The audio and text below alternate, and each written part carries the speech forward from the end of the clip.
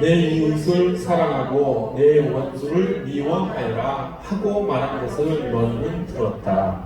그러나 나는 너희에게 말한다.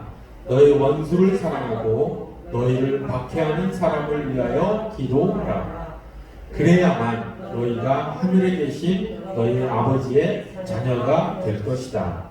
아버지께서는 악한 사람에게나 선한 사람에게나 똑같이 해를 떠오르게 하시고 의로운 사람에게나 불의한 사람에게나 똑같이 비를 내려 주신다.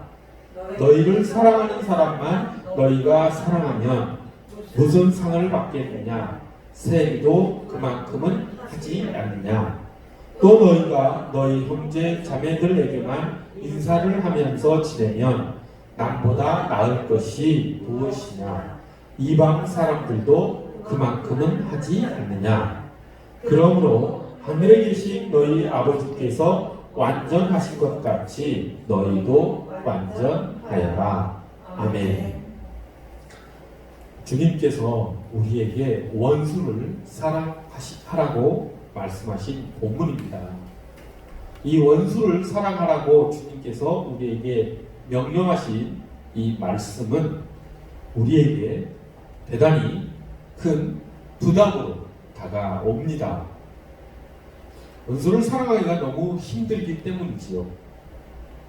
그렇다라고 한다면 왜 하는 주님께서는 우리에게 이렇게 지키기 어려운, 어찌 보면 불가능한 이런 말씀을 우리에게 주셨는지 이 시간 잘 살펴보는 그런 은혜의 시간이 되기를 소망합니다. 그런데 이 말씀을 받기 전에 우리가 두 가지 정도 전제할 것이 있습니다. 원수를 사랑하라라고 하는 이 말씀은 주님께서 주신 그 말씀 중에서 가장 고결하고 가장 높은 도덕적 기준을 우리에게 제시해 주는데, 이렇게 높은 기준의 말씀을 주님께서 우리에게 주신 것이 결코 우리에게 어떤 높은 도덕적 기준을 정해놓고 그것을 내가 지키는지 못 지키는지 내 마음을 들여다보면서 헛된 자만심이나 자기 의의를 갖게 하기 위해서 이 말씀을 주신 것이 아니라고 하는 것이죠.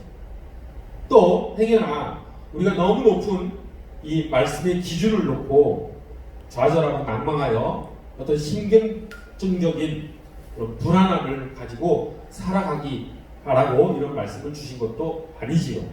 정말 주님께서 우리에게 이 말씀을 주신 이유가 무엇인가 라고 하는 것을 잘 살펴보는 그런 시간이 되기를 원합니다. 또 한 가지 전제해야 될 것이 있습니다. 우리가 원수를 사랑하라 라고 하는 말씀을 들을 때 그 원수를 너무 극단적인 인물을 생각하지는 말자라고 하는 것입니다.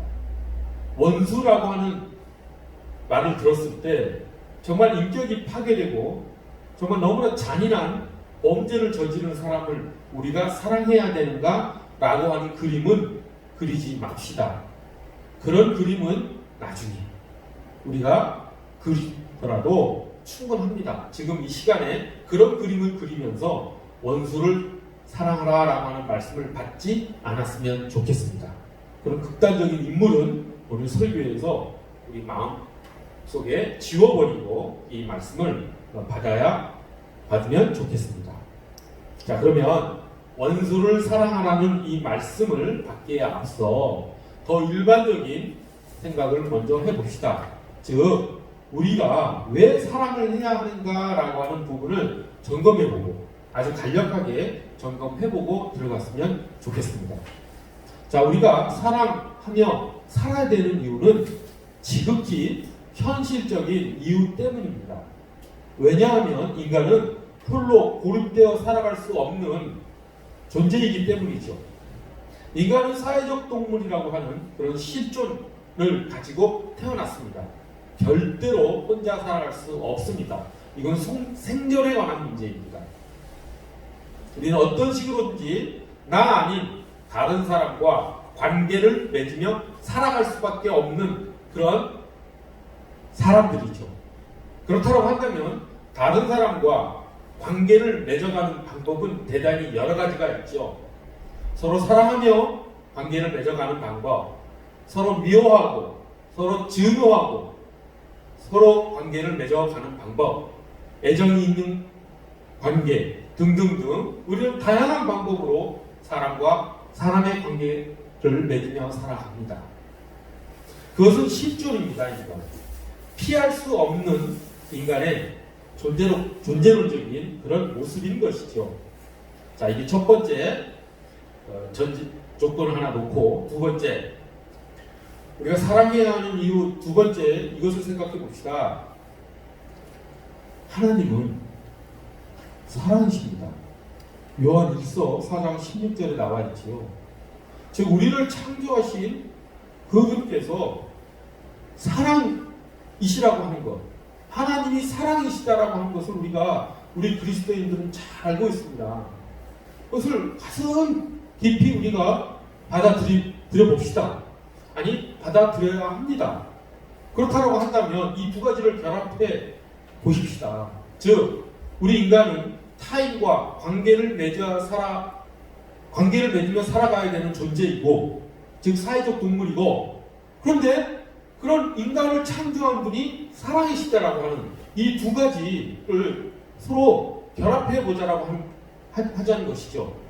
그러면 자연스럽게 우리는 서로 사랑하면서 살아가야 되는 것이 우리의 실존에 맞는, 우리 존재에 맞는 삶이구나 라고 하는 것을 우리는 당연하게 논리적으로도 생각해 낼 수 있는 것이죠. 우리는 사랑하며 살아가야 되는 것이 우리 본성에 맞는, 하나님의 창조 목적에 맞는 그런 삶이라고 하는 것을 꼭 마음에 깊이 간직하고 그렇게 살아가는 우리 모두가 되기를 간절히 소원합니다.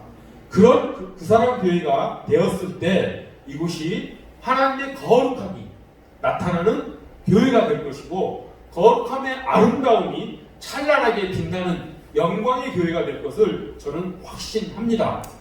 그런 그 사람 교회가 되기를 간절히 소원합니다.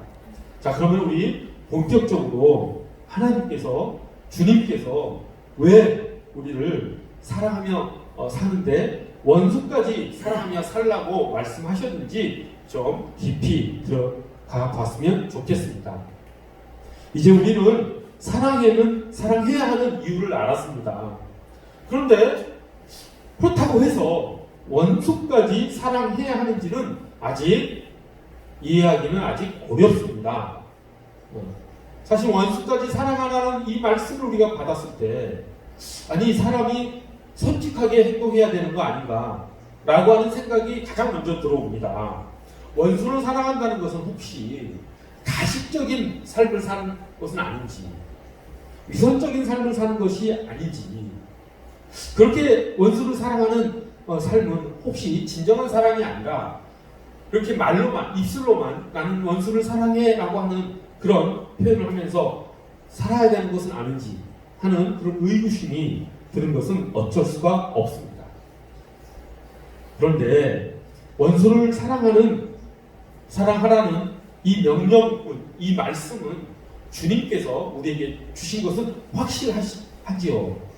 오늘 본문을 우리가 읽어봤지만 그 본문을 읽어보면 주님께서 이 말씀을 아주 진지하게 그리고 꼭 지켜야 할 명령으로 우리에게 주신 것임을 우리가 본문을 통해서 확인할 수가 있습니다.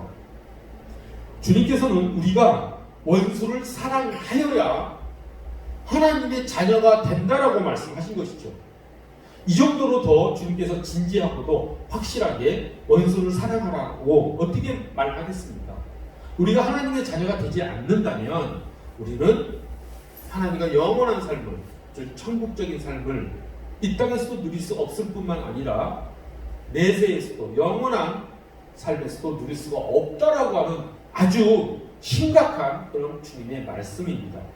우리가 원수를 사랑하여야 하나님의 자녀, 주님의 자녀가 된다라고까지 주님께서 우리에게 원수를 사랑하라고 말씀하셨다라고 한다면 정말 우리는 이 말씀을 가장 진지하고 우리가 가장 심각하게 받아들여야 될 주님의 말씀으로 우리가 받아야 될 것입니다. 자, 주님께서 이렇게까지 확실하게 원수를 사랑하라고 말씀하셨다면 이제 우리는 질문의 방향을 살짝 바꿔보는 지혜도 필요합니다. 왜 원수를 사랑해야 하는가라고 하는 질문에서 원수를 사랑하는 것이 가능한가? 라고 하는 질문으로 살짝 바꿔보면은 우리가 마음속에 가지고 있었던 그 의구심들을 지워낼 수가 있다라고 하는 것이죠. 즉, 좀 더 지혜로운 질문은 우리가 원수를 사랑하지 못하게 하는 것이 무엇인가? 라고 하는 것을 질문하면서 그것에 집중해서 우리가 원수를 사랑하지 못하는 것이 무엇인지를 우리가 밝혀내서 우리가 원수를 사랑할 수 있는 삶을 살게 되기를 소망하며 소원하는 그런 삶의 방향으로 우리가 나아가야 된다고 하는 것이죠. 왜 원수를 사랑하는가? 라고 하는 질문에서 우리는 주님의 그 말씀에 따라서 우리는 원수를 사랑하며 사는 것이 가능한가? 가능하다면 어떻게 가능한가? 라고 하는 부분에 우리가 집중하면서 주님의 말씀에 반응, 순종해야 된다라고 하는 것이지요. 자, 우리가 그럼 이제 질문에 대한 대답을 찾아 나가 보겠습니다. 우리가 원수를 왜 사랑하지 못한다라고 하는 이런 생각을 가지고 주님의 말씀을 받을까요? 그 이유는 그 원수가 하는 행동 때문이죠. 원수가 나에게 해를 끼치면서 악한 행동을 하기 때문에 우리는 그 원수를 사랑할 수가 없습니다.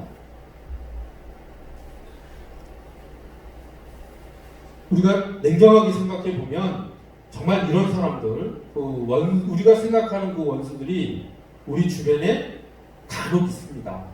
제가 설교 앞에서 말씀드렸지만 그런 극단적인 인물을 생각하지 마십시오. 아주 잔인한, 인간으로서 행할 수 없는 그런 잔인한 행동 하는 사람을 좀 제쳐놓고 우리가 삶에서 만나볼 수 있는 원수를 먼저 생각해 봅시다. 이런 사람들 많이 있지 않습니까? 강한 자한테는 아주 알랑거리면서 아첨하면서 아부하면서 지내지만 약한 사람한테는 잔인하고 아주 무시하면서 지내는 사람이 우리 눈앞에 간혹 있지요. 자기 이익을 위해서 거짓말을 서슴없이 하면서 심지어는 없는 이야기로 막 지어내면서 이렇게 남을 모함하고 또 나를 모함하기까지 하는 그런 사람들을 우리가 어떻게 사랑할 수가 있겠습니까? 이런 사람들을 생각하면 원수를 사랑하라는 주님의 말씀이 우리에게 대단히 무겁게 부담되게 다가온 것이 사실이죠. 정말 세상 속에는 자기 의에 푹 빠져서 자기 잘난 맛에 사는 사람도 참 많습니다. 남을 무시하고 조롱하고 하는 사람을 우리가 어떻게 사랑할 수 있겠습니까? 참 힘든 일이죠. 이랬다 저랬다. 이 사람한테는 이렇게 말하고 저 사람한테는 저렇게 말하고 이간질하면서 사는 사람의 모습을 보면서 정말 우리는 그 사람을 사랑하기가 어렵습니다. 자기가 아쉬울 때는 막 환심을 사려고 아부하면서 아첨하면서 사는 사람이 자기가 필요 없을 때는 그냥 안면 몰수하는 사람들 우리 간혹 만납니다. 그런 사람들을 우리가 정말 사랑하기가 어렵죠. 자, 우리가 여기서 원수를 사랑하지 못하는 이유, 그것이 그 사람이 보이고 있는 악한 모습 때문이구나. 그리고 그 모습이 나에게 해가 되고 내가 그 모습을 정말 끔찍하게 보기 싫어서 그 사람을 사랑하지 못하는구나 라고 하는 것을 우리가 알게 되었습니다. 자, 그러면 여기서 조금만 더 들어가 봅시다. 그럼에도 불구하고 주님께서는 우리에게 원수를 사랑하라고 말씀하신 이유의 첫 번째 이유는 그 원수가 사람이기 때문입니다. 이 말이 좀 모호하지요. 그가 사람이기 때문에 사랑해야 한다라고 하는 건 좀 어거지 같기도 합니다. 조금만 더 들어가 봅시다. 자, 그 원수가 사람이다 라고 하는 것은 그 사람과 그 사람이 저지른 죄를 우리가 분리할 수 있다는 뜻입니다. 그리고 분리했을 때 우리가 그 사람을 사랑할 수 있다라고 하는 것이죠. 아주 유명한 말이 있죠. 죄는 미워하되 사람은 미워하지 말라. 아마 고대 어거스틴이 한 이야기인 걸로 지금 생각이 되는데, 그 말씀을 잘 생각해 보십시오. 죄는 우리 사람과 함께 모습을 나타내지만 그 죄가 이 사람을 온전히 장악하지 못하는 우리 사람만의 인격이 있다라고 하는 것을 우리가 깊이 생각해 봅시다.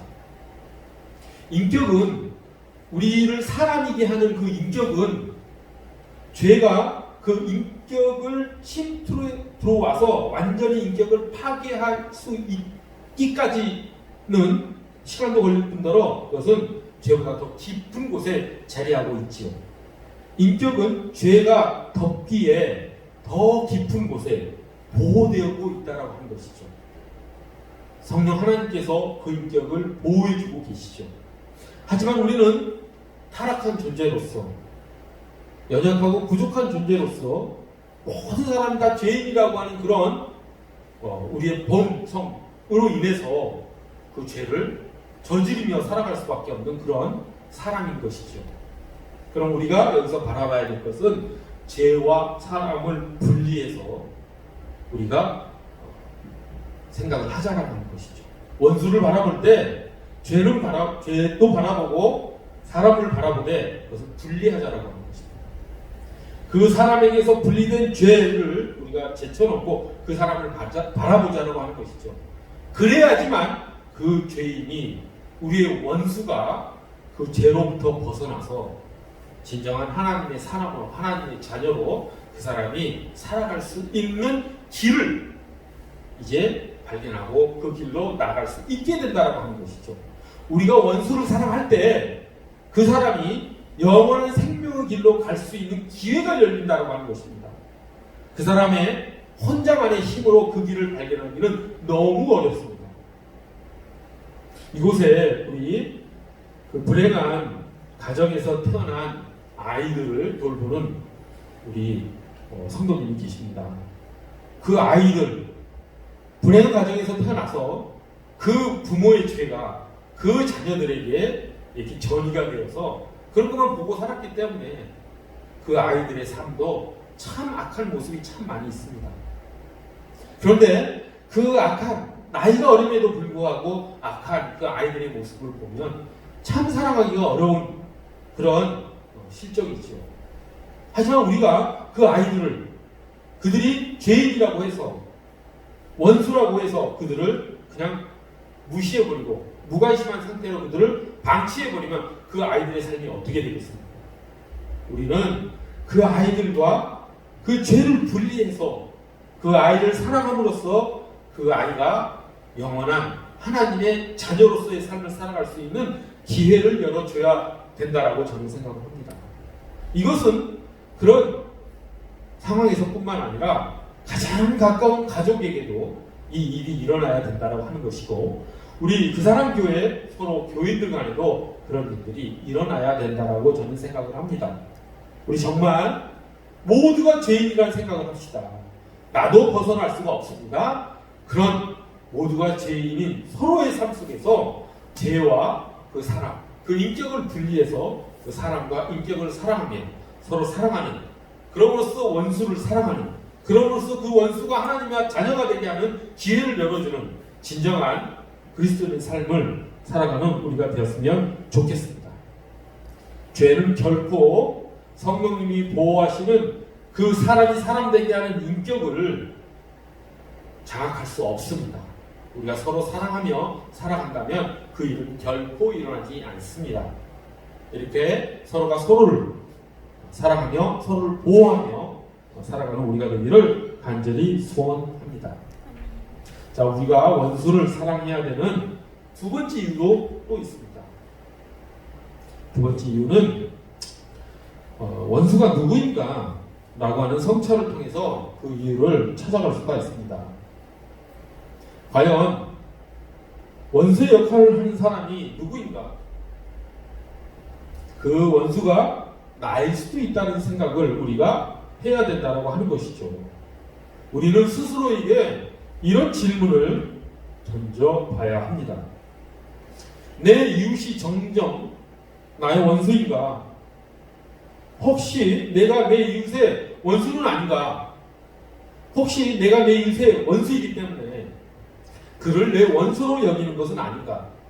라고 하는 질문을 항상 원수 앞에서 던질 수 있어야 된다고 하는 것이죠. 저 사람이 나의 원수인 거로 내가 생각하는 것이 혹시 나 때문은 아닐까? 저 사람은 나를 원수로 생각하는 것은 아닐까? 라고 하는 부분에 대해서 우리가 깊은 성찰이 필요합니다. 그렇게 성찰에 들어갈 때 우리가 원수를 사랑해야 된다라고 하는 현실적인 이유가 나오지요. 우리 모두는 죄인인데 나라고 해서 그곳에서 예외가 될 수가 없다라고 하는 것을 우리는 조금만 생각해봐도 확연하게 알 수가 있습니다. 주님께서 우리에게 이렇게 말씀하신 것이 있죠. 우리 기도를 가르쳐 주실 때 주님께서는 이렇게 기도하라고 말씀하셨습니다. 우리가 우리에게 죄 지은 자를 서로 용서하는 것 같이 우리의 죄를 주님께서 용서해 주십시오라고 기도하라고 주님께서 우리에게 기도를 가르쳐 주셨죠. 우리가 우리에게 죄 지은 자를 사는 것 같이 우리의 죄를 사하여 주시옵소서라고 기도하는 그 말씀을 우리가 깊이 묵상해 봅시다. 그 말씀은 무엇일까? 나에게 죄 지은 사람이 이웃에 불과할까요? 내가 남에게 죄 지은 경우는 없을까요?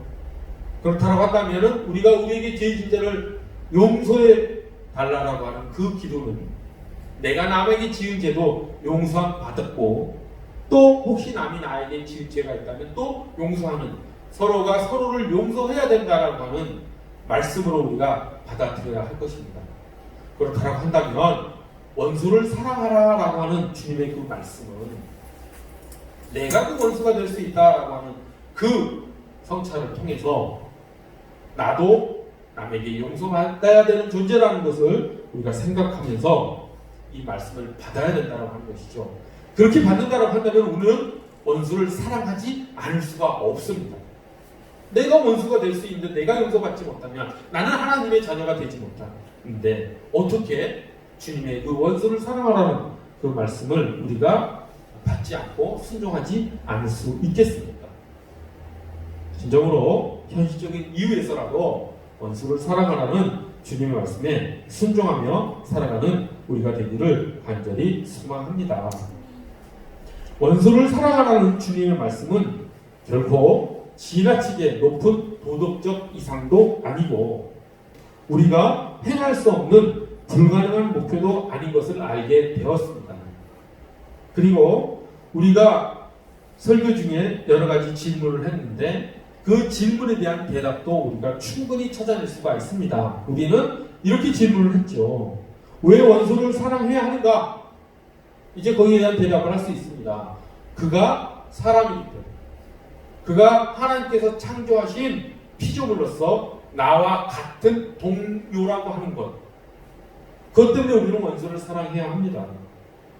우리가 원수를 사랑하지 못하게 하는 것은 무엇인가? 라고 하는 질문에 대한 대답도 우리가 이제 할 수 있죠. 죄 때문이죠. 죄가 그 사람을 덮었기 때문에 죄와 그 사람이 결합되어 있기 때문에 우리는 그 원수를 사랑하지 못하죠. 하지만 그 죄와 사람을 분리해서 하나님께서 창조하신 거룩한 존재로서 살아갈 그런 가능성을 가진 사람이라고 하는 그런 시각으로 그 사람을 바라봤을 때 우리는 그 사람을 또 사랑할 수 있다라고 하는 그런 대답을 할 수가 있습니다. 또 이런 질문도 있었습니다. 원수를 사랑하는 것이 가능한가? 가능합니다. 두 가지를 지적했었죠. 죄와 그 사람을 분리해서 바라보자. 그랬을 때 원수를 사랑할 수 있고, 두 번째, 내가 그 원수일 수도 있다. 아니, 내가 그 원수이다. 라고 하는 것을 생각했을 때 우리가 원수를 사랑할 수 있는 것이죠. 우리 원수를 사랑하라는 그 주님의 말씀이 결코 우리가 불가능한 것을 높은 도덕적 이상으로 삼고 도전해가면서 살라고 하는 그런 말씀이 아니고, 현실적으로 내가 주님께 용서받고 우리가 하나님의 자녀가 될 수 있는 길로 가기 위해서 원수를 사랑해야 된다라고 하는 아주 현실적인 그런 이유를 가지고 우리가 원수를 사랑해야 될 것입니다. 우리가 하나님이 선이시고 그 선하신 하나님께서 만드신 그 존재인 우리 모두가 서로 사랑하면서 살아가야 된다라고 하는 것은 결론적으로 말씀드려서 너무나 당연한 것입니다. 그런데 우리가 너무나 당연한 서로 사랑하며 살라라고 하는 그 하나님의 말씀을 우리가 원수를 사랑하라라고 하는 불가능해 보이는 그런 말씀을 우리가 살펴봄으로써 내 이웃을 내 몸과 같이 살라라고 하는 주님의 그 계명이 우리가 정말 생명의 말씀으로 삼고 지키며 살아야 되겠다라고 하는 그 말씀으로 연결되며 우리에게 생명의 말씀으로 다가오는 것이죠. 무엇보다도 주님께서 우리가 그 원수를 사랑하는 그 말씀을 지켜야지 우리가 하나님의 자녀가 될 수 있다. 또 그렇게 살아갈 때 하나님이 온전하신 것처럼 우리도 온전해질 수 있다라고 하는 그 소망을 붙들고 원수를 사랑할 수 있는 삶을 사는 우리 모두가 되기를, 그렇게 살았을 때 내 이웃을 내 몸과 같이 사랑하라는 주님의 지극히 당연한 그 말씀을 우리가 지키며 살아갈 수 있다라고 하는 것을 명심하고 원수를 사랑하는 우리 모두가 되기를 간절히 소원합니다. 기도하겠습니다. 거룩하고 자비로우신 하나님 아버지, 원수를 사랑하라는 주님의 말씀을 저희가 주님의 명령으로 받고 그 말씀에 따라 순종하며 살아가는 우리가 될 수 있도록 저희를 인도하여 주시옵소서. 저희가 원수를 사랑할 수밖에 없는 이유를 하나님께서 오늘 말씀을 통해서 저에게 알려주셨으니 성령 하나님의 능력으로 그 말씀을 저희가 실천하며 살아가는 우리가 될 수 있도록 하나님 저희를 이끌어 주시옵소서. 내 이웃을 내 몸과 같이 살아가는 그 말씀과 하나님을 온 몸과 마음과 뜻을 다하여 사랑하라는 그 하나님의 말씀이 실은 같은 말씀이라고 하는 것을 우리가 깊이 명심하며 서로 사랑하며 살라고 하신 주님의 말씀에 순종하며 살아가는 우리가 모두가 되기를 간절히 소원하며 귀하신 예수 그리스도 이름 받들어 기도드립니다.